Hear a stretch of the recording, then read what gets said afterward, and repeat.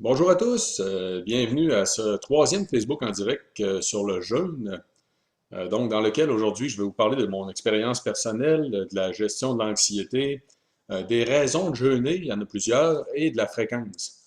Donc dans le premier Facebook en direct, je vous ai parlé des raisons biologiques des bénéfices santé du jeûne. Dans le deuxième, je vous ai parlé des différents types de jeûne, parce qu'il y a plusieurs façons en fait d'aborder le jeûne. Il y a différents types de jeûne qui sont utilisés pour différentes raisons. Et donc aujourd'hui, je vais aborder d'autres points en vous parlant de mon expérience personnelle parce que je pense que c'est la façon la plus simple de le faire. Donc le jeûne provoque des changements métaboliques qui sont progressifs. Il faut donc s'entraîner à jeûner graduellement. Ça va être de plus en plus facile à le mettre en place. Donc c'est avant tout une façon de s'alimenter. Donc aujourd'hui, je vais vous parler donc de comment j'ai commencé personnellement. La gestion de l'anxiété, je vais aborder quelques points, vous allez voir, c'est intéressant. Les raisons du jeûne, il y en a quatre principales qui, je considère, ça vaut la peine qu'on discute. Et l'augmentation de la fréquence en fonction du temps. Donc, premièrement, comment j'ai commencé? Écoutez, moi, personnellement, j'ai jamais eu beaucoup faim le matin. Et dans le deuxième Facebook en direct, en passant, vous pouvez réécouter les vidéos sur les différentes pages Facebook. Dans la section vidéo, vous avez accès en fait à l'ensemble des vidéos qu'on a fait, dont les deux premières vidéos sur le jeûne. Aussi, j'ai escamoté pour me présenter. Je suis Éric Simard, je suis un chercheur dans le domaine du vieillissement. Je suis l'auteur de 4 livres sur le vieillissement en santé avec 11 autres professionnels de la santé. Je suis aussi un membre nommé de la Commission de l'éthique en sciences et technologies du Conseil des ministres. J'ai été président du comité consultatif du Conseil national de recherche pendant plus de 10 ans. Donc, pour en savoir plus à mon sujet, je vous invite à consulter mon site internet, le www.esimard.com, donc www.esimard.com.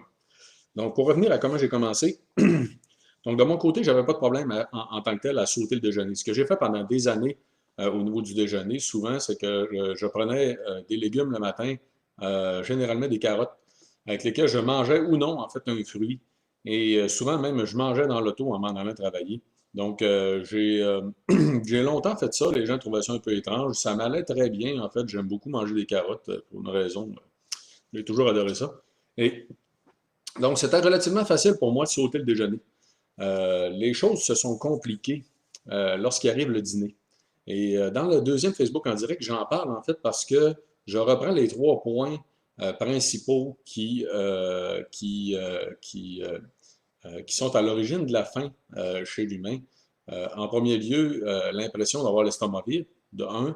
De deux, le conditionnement à manger quand on arrive au moment de la journée où on est supposé manger. Et de trois, le cycle circadien qui gère en fait la production des hormones, dont l'hormone de la faim qu'on appelle la gréline. Donc, le matin, quand on se lève, la gréline est à son minimum dans la journée. Ce qui fait qu'il y a beaucoup de gens le matin qui n'ont pas faim. Donc, c'est plus facile de sauter le déjeuner. Malgré le fait qu'on a entendu longtemps, en fait, puis on l'entend encore aujourd'hui, que le déjeuner est le repas le plus important de la journée. En fait, sachez ici là, que pour tous les enfants, les gens qui étudient, il y a certaines catégories de personnes qui, effectivement, le déjeuner, surtout les plus jeunes, là, les gens qui sont en croissance, c'est vrai que le déjeuner est extrêmement important, donc il faut le conserver. De toute façon, le jeûne n'est pas approprié pour une personne qui a 18 ans au moins. Donc, ça prend des adultes. OK? Et de l'autre côté, il faut faire attention aussi en vieillissant. Il y a des gens aussi pour lesquels ça pourrait ne pas être approprié à cause des conditions de santé, la prise de médicaments, des problèmes métaboliques. Donc, on est tout le temps mieux de consulter son médecin ou encore un ou une nutritionniste. Donc, ceci dit, euh, dans mon cas, c'était facile pour moi de sauter le déjeuner. Par la suite, j'ai donc essayé à quelques reprises de sauter le dîner, voir qu'est-ce que ça allait donner, pour essayer d'atteindre une période donc de 16 à 18 heures sans manger. Donc, l'objectif, un jeûne intermittent, bon, il y en a qui vont faire des périodes plus longues. Là, moi, je me suis arrêté en fait à un jeûne de 16 à 18 heures parce que je considère que c'est déjà suffisant pour stimuler les changements métaboliques en fait qui vont permettre les différentes facettes de santé, l'amélioration des différentes facettes de santé, puis je vais y revenir tout à l'heure. Euh, donc, sauter le dîner, premièrement, dans mon cas, ce que je réalise, c'est que juste avant le dîner, j'ai une poussée d'appétit, une vague, en fait. Je vous dirais que le meilleur truc qui est le plus simple, c'est d'être occupé. C'est d'être très occupé. Quand vous êtes occupé, ça vous a sûrement déjà arrivé quand vous êtes occupé, en fait, de sauter un repas, puis de vous dire après, ben, coudonc, j'ai pas mangé. Ben, c'est un peu ça, en fait. C'est que la vague de l'appétit va apparaître graduellement. Si on est occupé, qu'on a quelque chose à faire, en fait, qu'on est concentré sur d'autres choses, la vague va diminuer progressivement. Dans mon cas, je vois très bien, en fait, qu'à partir de 1h, 1h30, là, l'impression de faim diminue, puis je peux facilement aller jusqu'à 4 heures là, avant de réavoir, en fait, une autre impression de besoin de manger. Donc, dans mon cas, à moi, c'est relativement facile de sauter. Le déjeuner, c'est très facile. Le dîner, progressivement, donc je suis allé au début en le faisant une fois de temps en temps. En fait, là, c'est facile pour moi de me rendre jusqu'à la fin de l'après-midi et donc de faire 16 à 18 heures sans manger dans une journée. Donc, le truc avant tout, dans mon cas, c'est d'être très occupé. Il est apparu quelque chose que je n'avais pas prévu initialement, qui est l'anxiété. Et là, ici, en fait, je vais vous parler je vais vous parler d'une facette intéressante, c'est que dans un livre qui est très connu sur le jeûne, qui s'appelle Le Guide complet du jeûne de Dr. Jason Fung, je le conseille à tous en passant, c'est un médecin de Toronto qui s'est intéressé au jeûne à cause des problèmes rénaux, entre autres chez les diabétiques. Mais Dr. Fung a jusqu'à maintenant au-dessus de 1000 patients suivis en clinique en appliquant le jeûne, en fait, pour différentes raisons métaboliques. Donc, ceci dit, dans le livre, il présente un autre auteur très connu au début, qui a beaucoup écrit sur le jeûne, qui s'appelle Jimmy Moore. Et M. Moore, en fait, a décrit son expérience. Et à travers son expérience, vous allez, pour ceux et celles qui l'ont lu, si vous y retournez, vous allez voir, il parle de l'anxiété, en mentionnant justement qu'il y a certaines périodes où il a dû arrêter son jeûne dû à de l'anxiété, où il a reporté en fait des périodes de jeûne qu'il avait prévues, parce que justement, il était anxieux. Donc, je me suis questionné, je me suis dit, tiens, c'est intéressant, il n'a pas donné d'explication ou quoi que ce soit. Dans mon cas, moi, j'ai réalisé en fait aussi que ça semble, ça semble augmenter mon anxiété. Ça semble anxiogène. Et étant donné que je suis quelqu'un anxieux de nature, et puis oui, ici, en passant, scientifiquement parlant, maintenant, on sait qu'il y a des gens qui ont une propension plus élevée à l'anxiété. C'est des facteurs épigénétiques, malheureusement, qui souvent sont établis avant même notre naissance. Donc, ceci étant dit, c'est un autre sujet. Juste pour vous dire qu'étant donné que je suis quelqu'un qui est de nature assez anxieux, je porte très attention à mon anxiété et je réalise quand il y a des périodes où je suis plus anxieux, je le réalise, c'est relativement facile. Donc, j'ai noté justement souvent dans des périodes de jeûne, entre autres en sautant le dîner, deux situations. Soit en sautant le dîner, mais surtout après le repas du souper, ce qui est quand même étrange. Et forcément qui doit être relié à un changement métabolique, un changement, entre autres, au niveau du cerveau. Et ceci dit, donc, je suis allé voir la littérature scientifique pour constater deux choses. Les études cliniques, les études, ouais, attends, on va parler des études chez l'animal avant, après ça, je vais parler des études chez l'humain. Les études chez l'animal ont montré très clairement une réduction de l'anxiété, de façon générale chez les animaux. Anxiété, de façon générale, comme j'ai mentionné, entre autres les comportements anxieux. Qu'est-ce que ça veut dire? En fait, c'est que, puis pour l'animal, ça peut probablement représenter une adaptation intéressante. Autrement dit, les animaux qui auraient faim, il y aurait une baisse de l'anxiété qui pourrait peut-être leur permettre justement d'aller explorer encore plus de territoire, leur permettre d'avoir plus de chances de réussir à s'alimenter. Donc là, vous voyez ici, c'est le biologiste en moi. Là. Et j'ai toujours trouvé ça passionnant, en fait, de regarder l'évolution, de regarder qu'est-ce que font, en fait, les autres organismes vivants. Donc, il y aurait donc une possibilité, dans le fond, que le jeûne ait un effet à réduire l'anxiété pour permettre aux animaux d'avoir plus de chances de réussir à s'alimenter. Du côté de l'humain, c'est un peu étrange. Je me suis demandé s'il n'y aurait pas la raison inverse, en fait, ou si, est-ce qu'en augmentant l'anxiété chez l'humain, est-ce qu'on pourrait augmenter nos chances de s'alimenter parce qu'au contraire, on va éviter qu'on oublie d'avoir à manger. Parce que si le jeûne réduit l'appétit après une certaine période de temps, est-ce qu'on pourrait à un moment donné ne pas lui porter suffisamment attention? Écoutez, c'est une hypothèse. Mais ce que les études ont montré chez l'humain, qui est fort intéressant, c'est qu'il y a une amélioration de l'état émotionnel de façon générale. Les gens se sentent mieux en jeûnant. Ils ont montré une variation au niveau de la production des différents neurotransmetteurs, donc les petites molécules qui servent de messagers chimiques au niveau du cerveau. Dans les différentes parties du cerveau, on a un changement en concentration de neurotransmetteurs. Ça nous amène à considérer deux choses. Un, le jeûne a un impact sur les facettes cognitives, c'est très clair. Généralement, en fait, il est en études cliniques, il ressort comme étant positif. De l'autre côté, ça veut dire aussi qu'on a des gens qui pourraient peut-être réagir différemment. Parce que si la composition change en fonction des différentes sections du cerveau, ça veut dire aussi que la composition va avoir des impacts sur différentes facettes au niveau cognitif, qui peut peut-être amener différentes facettes, entre autres au niveau de l'anxiété. Donc, c'est une hypothèse. Je vous dirais que je n'ai pas eu le temps de fouiller la littérature beaucoup plus loin. J'ai regardé une dizaine d'articles. En fait, j'ai fouillé un peu le sujet pour voir si je trouverais quelque chose d'évident. J'ai rien trouvé d'évident, mais personnellement, je vous dirais que ça semble avoir un impact chez moi anxiogène. Pas toujours, mais certaines journées. Donc, je me dis que c'est peut-être possible, en fait, que l'anxiété vienne en fonction des gens de notre état d'esprit. Autrement dit, ce que M. Moore expliquait dans le livre, c'est que dans son cas à lui, les journées qu'il va subir du stress ou de l'anxiété, ça va l'accentuer. C'est peut-être le cas aussi pour moi, justement. C'est peut-être la même chose. Donc, c'est un point intéressant à considérer. Donc, troisième point aujourd'hui, les raisons de jeûner. En fait, il y a 4 grandes raisons que je trouve très valables de jeûner. Je vais vous les présenter, en fait, une à une. La plus fréquente qui est toujours apportée, en fait, c'est la perte de poids. Je vous dirais que malheureusement, ça ne devrait pas être la plus fréquente, ça ne devrait pas être la meilleure des raisons. Je vous invite à lire les textes du blog de Vitoli sur le jeûne. Vous allez voir, en fait, que la première des raisons devrait être avant tout et très clairement les bénéfices santé, et non pas la question du poids corporel. Donc, ceci étant dit, dans mon cas, moi, en passant, c'est un exemple intéressant, j'ai aucune idée si le jeûne a un impact sur mon poids corporel. Pourquoi? J'en ai aucune idée parce que je me pèse pas, tout simplement. En fait, moi, ce que je dis souvent aux gens, c'est que moi, j'en ai pas de problème de poids. Je me pèse jamais. En fait, j'ai aucune idée de combien je pèse. En fait, généralement, c'est mon médecin qui est obligé de me rappeler à l'ordre. Puis en fait, j'ai pas de médecin de famille. Ça fait que généralement, ça arrive à tous les 3 ou 4 ans que je constate que j'ai encore à peu près le même poids qu'avant.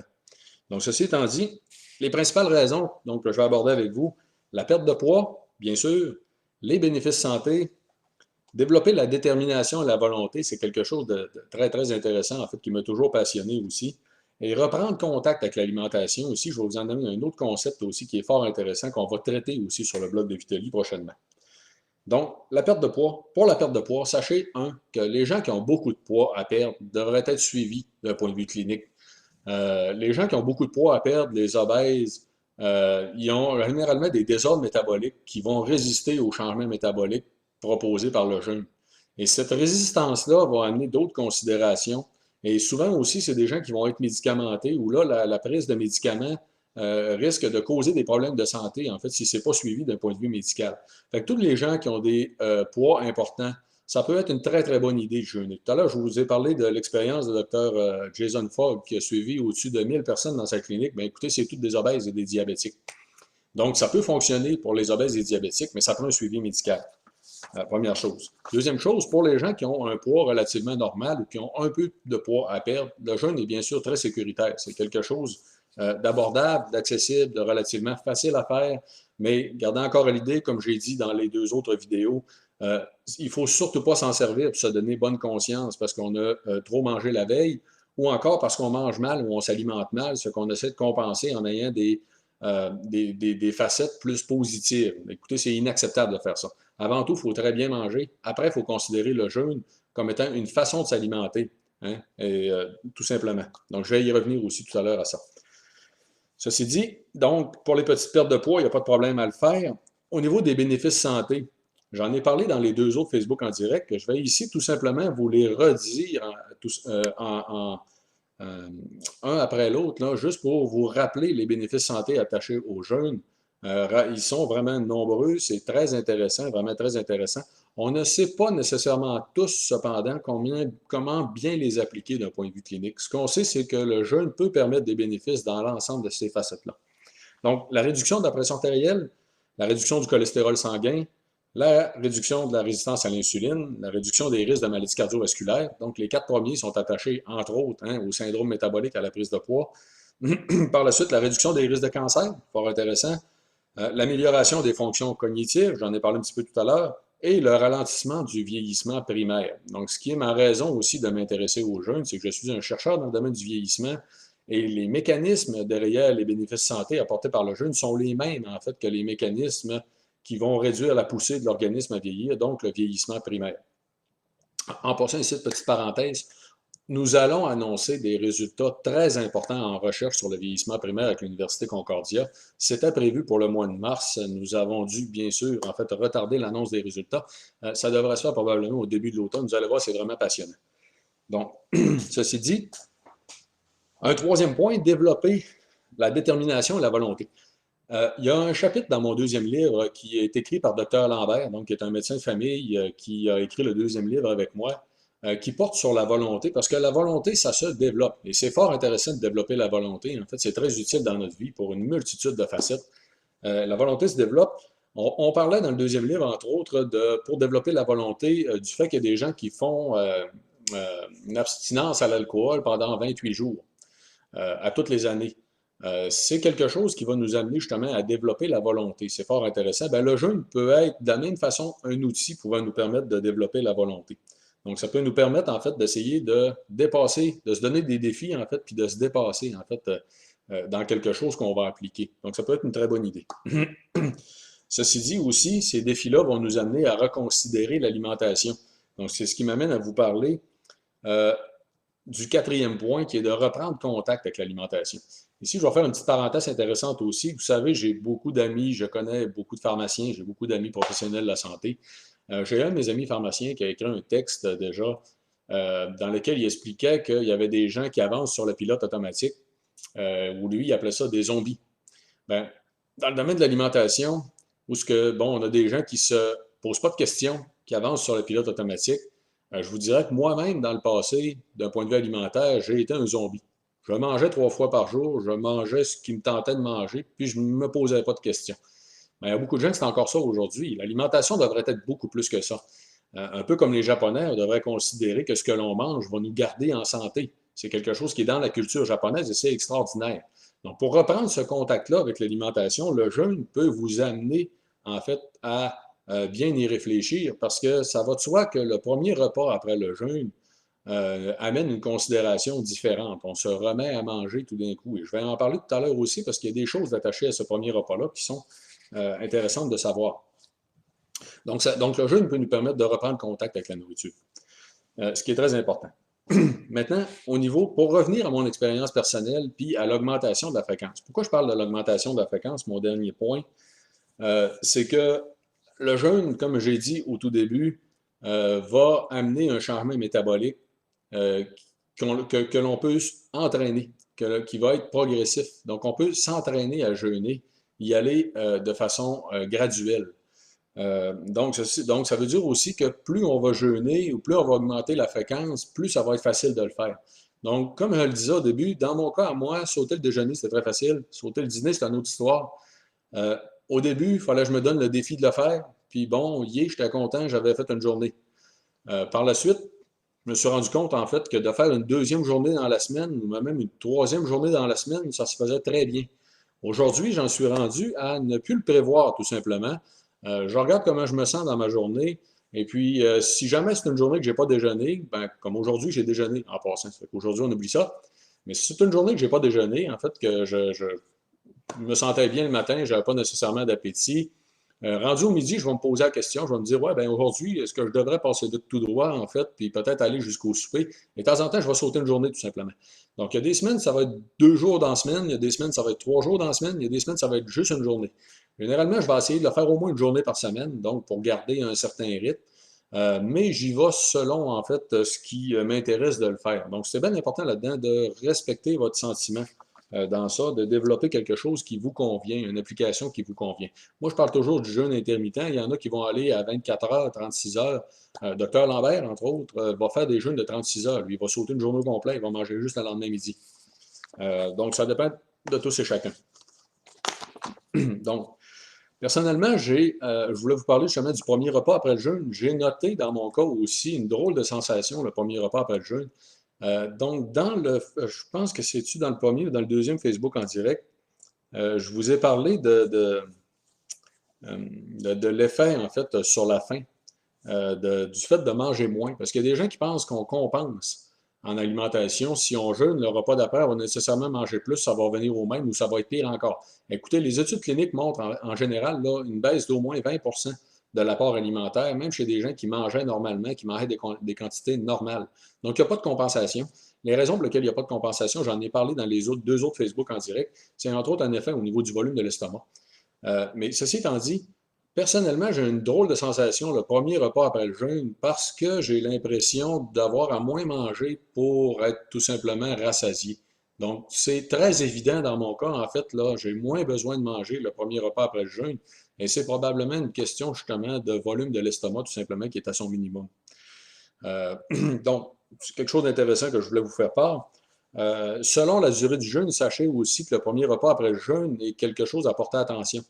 Autrement dit, pour des jeûnes intermittents, 16, 18, 24 heures, il n'y a pas vraiment de problème. Des gens qui feraient 3, 4, 7 jours de jeûne. De un, les jeûnes prolongés, je conseillerais à tous d'être accompagnés de point de vue médical, ça va de soi, surtout quand on le fait pour des pertes de poids importantes. De l'autre côté, il faut savoir en fait qu'une période de jeûne prolongée va amener un changement au niveau de l'estomac où on va être mieux de faire attention. Donc, pour ceux et celles qui seraient intéressés à l'essayer, là, moi, je vous dirais que pour les bénéfices santé, ce n'est pas nécessairement obligatoire à la majorité des gens. Pour ceux qui ont des gros problèmes métaboliques, oui, ça peut l'être. Ceux-là, assurer un suivi médical. Et de deux, porter attention à la reconsommation, à la reprise alimentaire, en fait, suite au jeûne, parce qu'il y a des choses à considérer. Donc, ça va, je n'embarquerai pas ici dans les détails, là, mais c'est juste pour vous dire qu'il y a des choses à considérer pour les jeûnes prolongés. Donc, le jeûne va entraîner notre corps à brûler les graisses. Ça va donc être progressif et et ça va amener aussi une amélioration des mécanismes de réparation cellulaire et ça va réduire la poussée du vieillissement primaire. Donc, il y a beaucoup de bénéfices santé associés au jeûne. Ça va dépendre donc de la fréquence à laquelle on va le faire. Bien sûr, comme je l'ai mentionné dans les autres, de le faire une fois par année, ça ne sert complètement à rien. De le faire avec une certaine fréquence, comme vous avez vu que je le faisais, là, il y a beaucoup de scientifiques actuellement qui le font exactement comme moi je le fais. Et il y en a aussi qui vont tout simplement aussi prendre un repas au milieu de l'après-midi. Si vous calculez les heures, là, faire 16 à 18 heures peut permettre en fait de recommencer à manger au milieu de l'après-midi et de manger jusqu'au début de la soirée. Donc, ceci étant dit, un dernier mot peut-être en terminant, puis ça va me faire bien sûr plaisir, j'ai vu qu'il y a des gens qui avaient écrit des commentaires, des questions, des choses. Je vais, après le Facebook en direct, répondre à toutes les questions et les commentaires. Là. Je prends toujours le temps de le faire sur les différentes pages Facebook. Ça me fait toujours un grand plaisir de le faire. Ceci, donc, le dernier mot, en fait, considérez que la liberté, en tout cas à mon point de vue, la liberté, c'est avant tout d'être en mesure de prendre la décision qui nous convient. Donc, d'un point de vue alimentaire, on a tous été conditionnés à manger. On a tous été conditionnés à manger, puis le marketing alimentaire, il joue ici pour beaucoup. Donc, si on veut reprendre en fait le contrôle, notre liberté sur notre alimentation, le jeûne peut nous aider à reprendre contact avec l'alimentation. Je vous invite, dans le fond, à le considérer dans cet angle-là. Donc, en espérant que ces informations-là vont vous être utiles, ça m'a été, bien sûr, ça m'a fait un grand plaisir d'être avec vous aujourd'hui et je vous dis bien sûr à la prochaine. Bonne fin de journée.